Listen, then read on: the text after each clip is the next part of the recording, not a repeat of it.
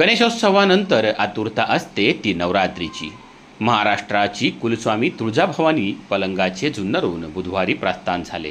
प्रत्येक गावात पलंगाचे मोठ्या उत्साहात स्वागत केले जाते। 12व्या शतकापासून राजा रामदेवराय कालीन परंपरा असलेला हा पलंग पुणे जिल्ह्यातील घोडेगाव या ठिकाणी तयार होतो।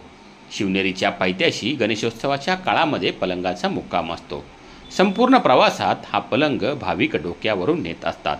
ठिकठिकाणच्या केळवंतेली समाजाकडून पलंगाची व्यवस्था पाहिली जाते। विजयादशमीला हा पलंग तुळजापूरला दाखल होईल। विजयादशमी ते कोजागिरी पौर्णिमा या 5 दिवसाच्या काळात तुळजाभवानीची मुख्य मूर्ती या पलंगावरती विश्रांती घेते आणि मागील वर्षीचा पलंग होमामध्ये विसर्जित केला जातो। सोमवारी सकाळी हा पलंग बेल्ले गावात दाखल झाला। बेल्ले एसटी स्टँडवर पलंगाचे बेल्ले ग्रामस्थांकडून जोरदार स्वागत करण्यात आले। यावेळी भाविकांनी मोठी गर्दी केल्याचं चित्र आपल्याला पाहायला मिळालं।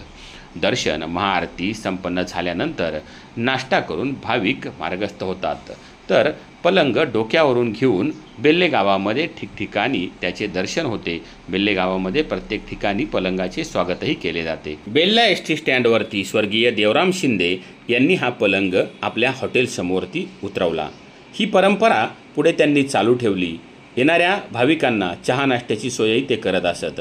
आज त्याला मोठ्या प्रमाणात स्वरूप आलं असून बेल्ला एस टी स्टँडवरतील रिक्षावाले असतील, व्यावसायिक असतील, वाहनधारक असतील यांच्या माध्यमातून हा खर्च उचलला जातो व मोठ्या प्रमाणामध्ये पलंगाचा यात्रोत्सव बेल्ला एस टी स्टँडवरती संपन्न होतो। ब्युरो रिपोर्ट, शिवनेरी संवाद, बेल्ला।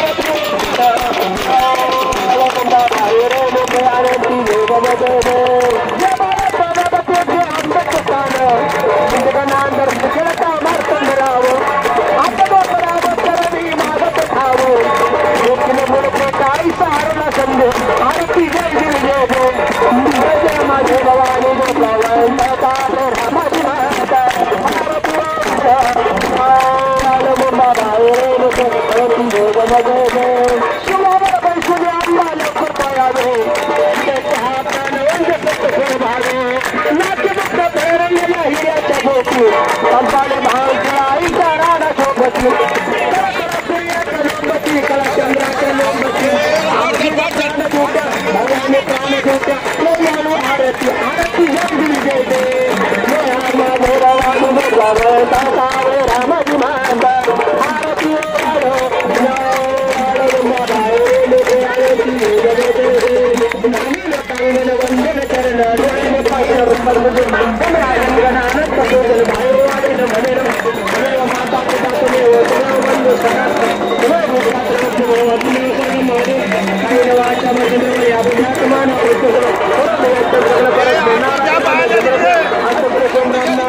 जावं